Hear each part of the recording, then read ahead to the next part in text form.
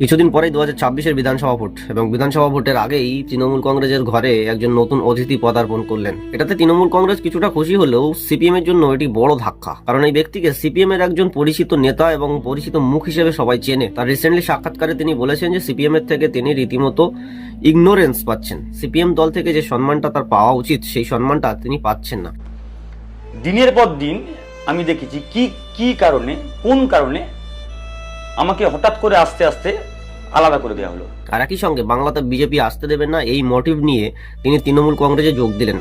যে অভিষেক বন্দ্যোপাধ্যায়ের বিরুদ্ধে তিনি গত লোকসভায় ডায়মন্ড হারবারে প্রার্থী হয়ে দাঁড়িয়েছিলেন, সেই অভিষেক বন্দ্যোপাধ্যায়ের হাত থেকে তিনি তৃণমূল কংগ্রেসে যোগ দেওয়ার সম্মান গ্রহণ করলেন। এমনিতেই যে পার্টি 34 বছর রাজত্ব করে গেছে, কিন্তু আজকে সেই পার্টি বিলুপ্ত প্রায়।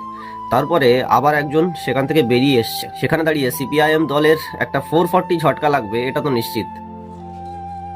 এই সময়কালে দাঁড়িয়ে বিজেপির বিরুদ্ধে লড়াই করবার জন্য, বিজেপিকে আটকানোর জন্য যেভাবে গোটা ভারতবর্ষে মানুষের কণ্ঠরোধ হচ্ছে, তার বিরুদ্ধে দাঁড়িয়ে বিজেপির বিরুদ্ধে লড়বার জন্য সবচেয়ে বড় শক্তি হচ্ছে তৃণমূল কংগ্রেস। তাই আমি তৃণমূল কংগ্রেসের সঙ্গে এসছি, অভিষেক ব্যানার্জির সঙ্গে এসছি, মমতা ব্যানার্জির সঙ্গে এসছি।